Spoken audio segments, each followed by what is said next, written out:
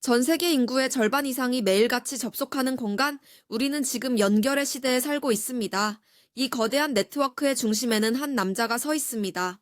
하버드 대학의 좁은 기숙사 방에서 시작해 실리콘밸리의 정점에 선 인물, 바로 마크 저커버그입니다. 그의 이야기는 단순한 성공담을 넘어 현대 사회의 소통 방식을 어떻게 근본적으로 바꾸었는지 보여줍니다.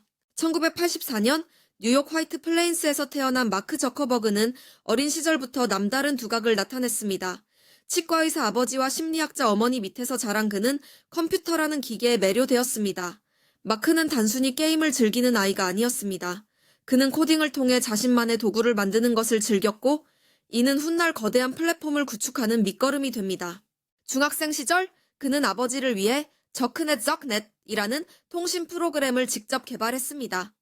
집과 치과 병원 사이의 메시지를 전달하기 위한 이 프로그램은 사실상 메신저의 시초와도 같았습니다. 어린 나이에 이미 누군가를 연결한다는 개념을 기술적으로 구현해낸 것입니다. 그의 천재성은 이미 어린 시절부터 빛나고 있었습니다. 명문 필립스 엑서터 아카데미에 입학한 그는 고전 문학과 수학에 열중하면서도 프로그래밍을 멈추지 않았습니다. 당시 그는 사용자의 음악 취향을 분석해주는 시냅스 미디어 플레이어를 개발했는데, 마이크로소프트와 AOL 같은 거대 기업들이 그에게 인수 제안과 입사 제의를 했음에도 불구하고 그는 이를 모두 거절하며 자신의 길을 걷기로 결심합니다. 2002년 마크 저커버그는 하버드 대학교에 입학합니다. 심리학과 컴퓨터 과학을 동시에 전공한 그는 사람들의 심리와 기술적 연결이라는 두 마리 토끼를 잡기 시작했습니다. 하버드라는 지적 자극이 넘치는 공간은 그에게 새로운 영감을 주었으며, 그는 곧 학교 안에서 가장 유명한 프로그래머 중 한 명이 되었습니다. 그의 운명을 바꾼 첫 번째 사건은 페이스매시였습니다. 학생들의 외모를 비교하는 이 단순하면서도 도발적인 웹사이트는 단 몇 시간 만에 엄청난 트래픽을 기록하며 서버를 다운시켰습니다. 비록 징계를 받고 사이트는 폐쇄되었지만, 마크는 사람들이 온라인상에서 타인의 정보에 얼마나 큰 관심을 가지는지 절실히 깨달았습니다. 2004년 2월 4일, 마크와 그의 친구들은 기숙사에서 thefacebook.com, thefacebook.com을 런칭합니다. 하버드 학생들만을 위한 이 폐쇄적인 소셜 네트워크는 폭발적인 반응을 얻었습니다. 학생들은 자신의 프로필을 만들고 친구를 맺고 서로의 소식을 확인하며 열광했습니다. 이는 이전의 그 어떤 웹사이트와도 다른 경험이었습니다. 서비스는 순식간에 아이비리그 대학 전역으로 퍼져나갔습니다. 마크는 더 큰 꿈을 꾸기 위해 하버드를 자퇴하고 실리콘밸리의 펠로알토로 떠났습니다. 전설적인 투자자 피터 틸로부터 첫 투자를 이끌어내며 페이스북은 단순한 대학생들의 놀이터에서 진정한 기업으로 거듭나기 시작했습니다. 2006년 페이스북은 중대한 결단을 내립니다. 대학생뿐만 아니라 이메일을 가진 13세 이상의 모든 사람에게 가입을 허용한 것입니다. 이 결정은 페이스북이 로컬 서비스를 넘어 글로벌 플랫폼으로 도약하는 결정적인 계기가 되었습니다. 사용자 수는 기하급수적으로 늘어났고 전 세계가 페이스북 안으로 들어오기 시작했습니다. 성장 과정이 순탄치만은 않았습니다. 윙클보스 형제와의 아이디어 도용 소송, 그리고 끊임없이 제기되는 개인정보 보호 문제 등 수많은 장벽이 그를 가로막았습니다. 하지만 저커버그는 빠르게 움직이고 파괴하라, Move fast and break things 는 신조 아래 멈추지 않고 전진하며 페이스북의 기능을 고도화했습니다. 2012년 페이스북은 역사적인 기업 공개 IPO를 단행했습니다.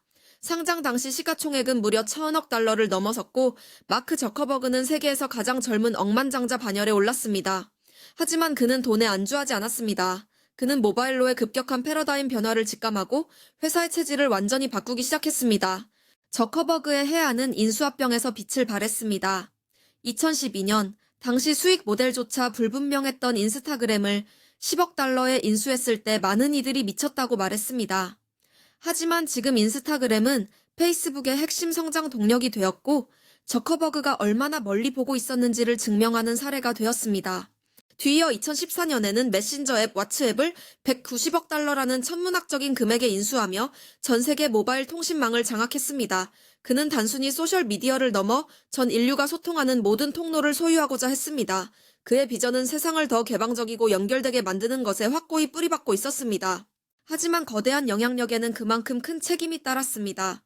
2018년 캠브리지 애널리티카 데이터 스캔들이 터지며 페이스북은 창사 이래 최대의 위기를 맞이합니다. 사용자 정보가 정치적으로 악용되었다는 사실에 전 세계가 분노했고, 저커버그는 미 의회 청문회장에 서서 전 세계 앞에서 고개를 숙여야 했습니다. 이 사건 이후 페이스북은 프라이버시 중심의 플랫폼으로의 전환을 선언했습니다. 저커버그는 단순히 연결하는 것을 넘어 안전하고 비밀스러운 소통의 가치를 강조하기 시작했습니다.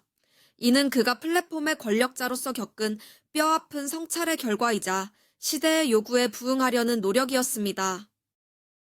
마크 저커버그의 삶에서 아내 프리실라 챙와의 만남은 중요한 전환점이 되었습니다.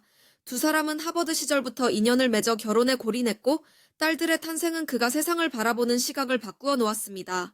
그는 자신의 부를 개인의 영달이 아닌 인류의 문제를 해결하는 데 쓰기로 결심합니다. 2015년 두 사람은 첸 저커버그 이니셔티브 싱바이를 설립했습니다.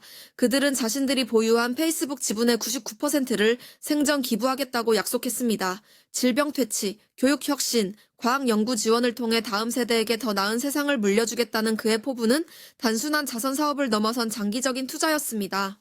다시 기술의 영역으로 돌아와서 저커버그는 스마트폰 다음의 시대를 준비하기 시작했습니다.